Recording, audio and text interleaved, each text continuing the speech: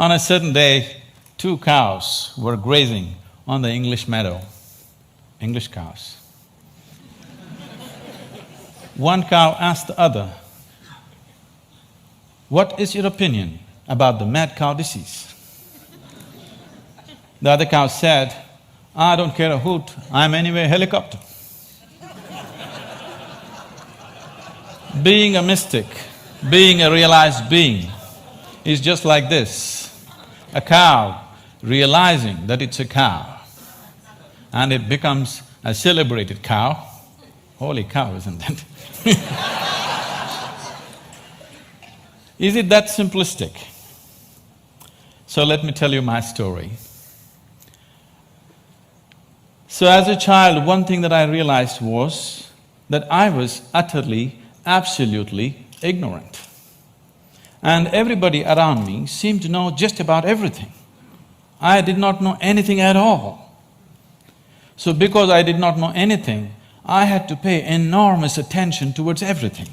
My sense of attention became like this: if I see a leaf, I could just sit there looking at this leaf, just staring at it for hours. If I sat up in my bed, just staring at the darkness, I could just do this for the whole night. So this attention brought a completely different level of involvement and interaction with just about anything and everything around me, animate and inanimate. But everybody else seemed to know everything and they were just going about their life busy and happy. But I was just staring at every little thing. Then I realized that even they did not know anything. It is just that they had their assumptions and belief systems that they were happy with, either their own or what was handed down to them by someone else. And they not only knew about what is here, they also knew about other worlds, about gods, about heavens and everything. And here I was struggling to figure out what is what. So this so intrigued me that I started planting myself outside a major temple here in Mysore, because I wanted to really see, after having a meeting with God, after having a conversation with God, how people will be. So I stood there intensely observing every face that's walking out of the temple, and generally I heard local gossip. Sometimes in Indian temples, your footwear walks away with someone else, and then I hear people cursing the creation and the creator. I always found people walking out of restaurants always had more joyful faces than people walking out of temples. Divine versus dosa. Dosa seems to win. I could not come to terms with this, and so I slowly became more and more and more skeptical about everybody and everything around me. Skeptical about social structures, political systems, religious beliefs, even scientific theories, because none of them match with my experience of life. On a certain day, I started moving towards Chamandi Hill. You must see this place. And there is a tradition in Mysore. If you have something to do, you go to Chamandi Hill. If you have nothing to do, you go to Chamandi Hill. If you fall in love, you go to Chamandi Hill. If you fall out, you go to Chamandi Hill. I had just fallen out and I had nothing to do, so I started moving towards Chamandi Hill. And I went up and sat on a rock there. Till that moment in my life, I always thought, this is me, and that's somebody else and something else. But for the first time, I did not know which is me and which is not me. Suddenly, what was me was just all over the place. The very rock on which I was sitting, the air that I breathed, the very atmosphere around me, I had just exploded into everything. That sounds like utter insanity. This, I thought, lasted for 10 to 15 minutes. But when I came back to my normal consciousness, I was about 4.5 hours. I was sitting there, fully conscious, eyes open, but time had just flipped in my experience. For the first time in my adult life, tears were flowing down, and I've always been peaceful and happy, that was not an issue, but here I was drenched in a completely different kind of blissfulness, every cell in my body bursting with ecstasy. When I shook my head and trying to get some logical explanation for what's happening to me, the only thing that my very smart mind could say was, maybe I'm just going off my rocker. This experience, as it deepened and it started repeating itself, if I just sit here, what is moments for me seem to be hours for others. I think it's a minute, hours are gone. On a certain day, I happened to be sitting in a certain place. I actually thought it's about 25–30 minutes, but when I came to my normal senses, 13 days had gone by. I was sitting right there. India being what it is, a whole crowd had gathered, garlands around my neck, people touching my feet, somebody wants to know what will happen to his business, somebody wants to know when his daughter will get married. All the things that I hated were just happening around me. And I had to move away from this place just to avoid this crowd around me. And as this experience deepened into me, one thing that happened to me was, everything that I believed was me suddenly was not me. This was always me. And suddenly I found this is just an accumulation of food that I've eaten. What I accumulate can be mine but can never be me. This was just a huge heap of impressions in my mind. And this body and mind, not being me but just being mine, a distance arose between me and my body, between me and my mind.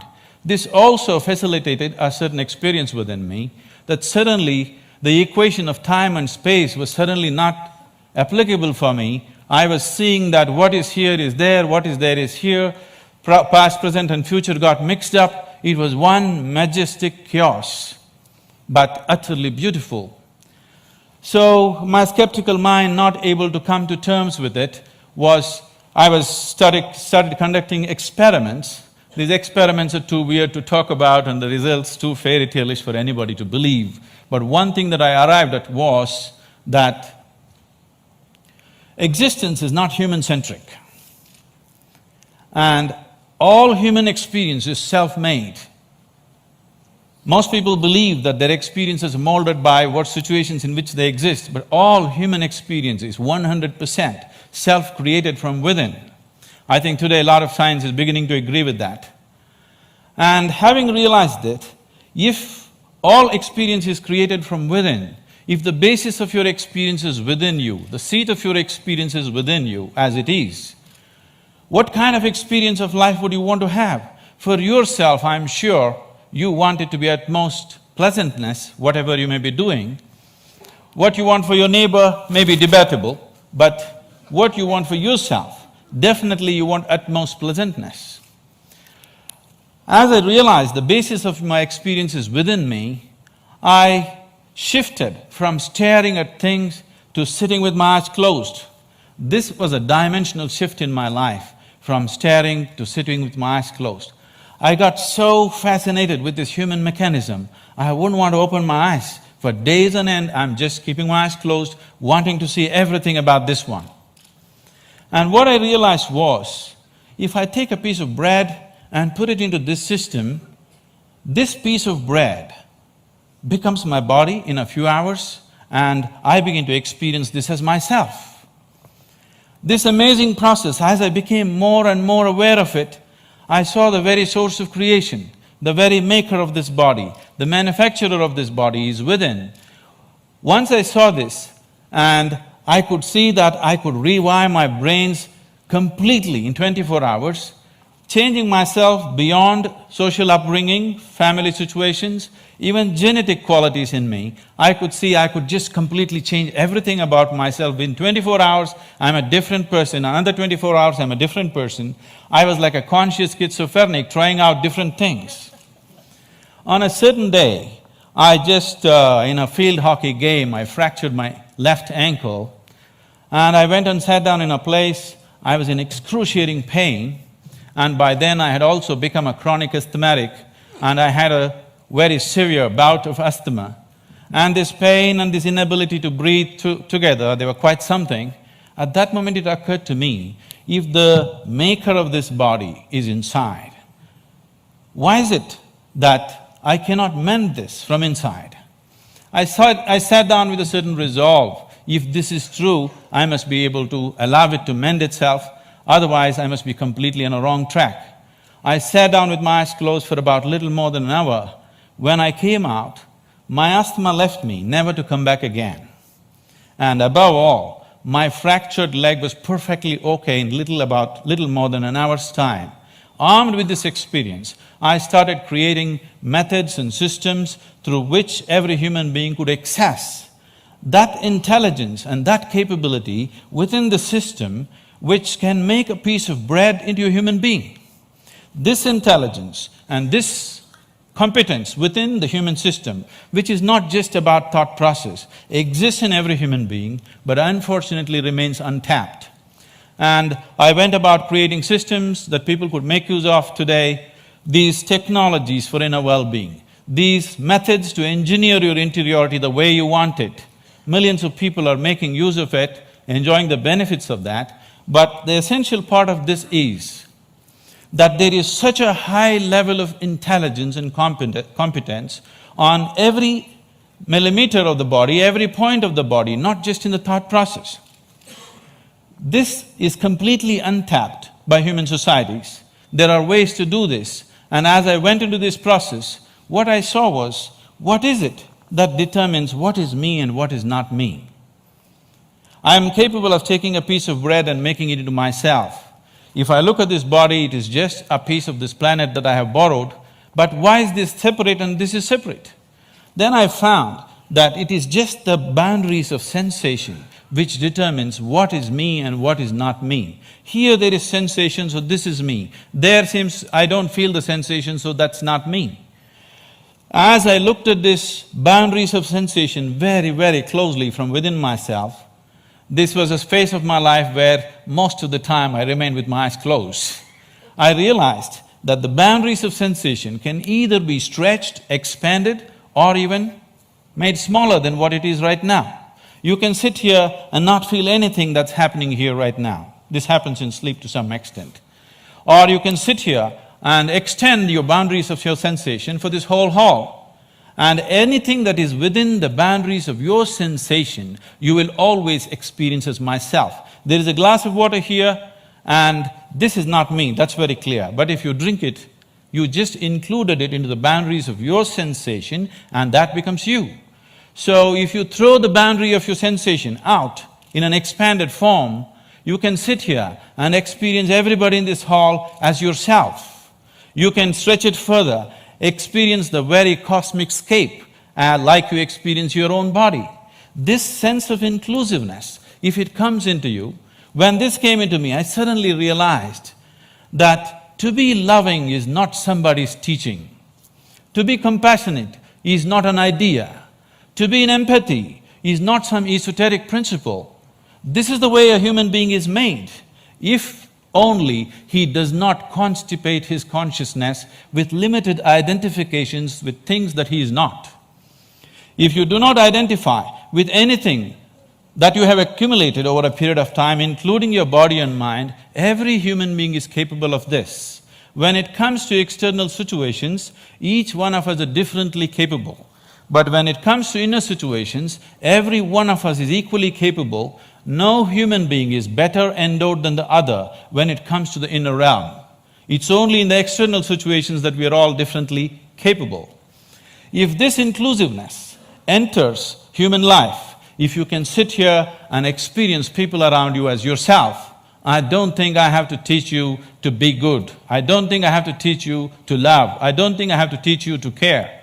Because caring for this one is very, very natural. This is ingrained within the very nature of the existence.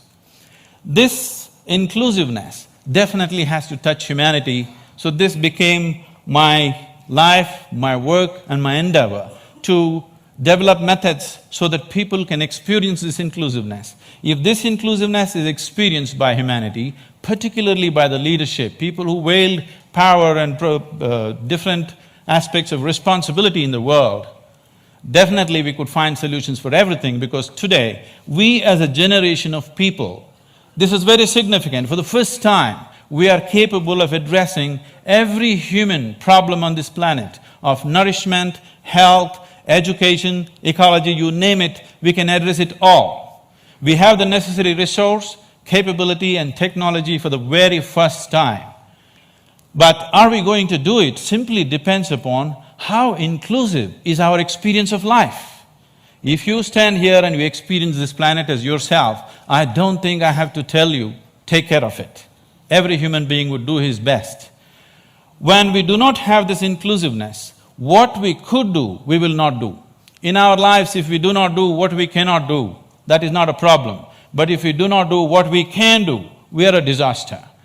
My hope and my work is just to see that we as a generation of people do not become that kind of a disaster, that what we can do, we will definitely do.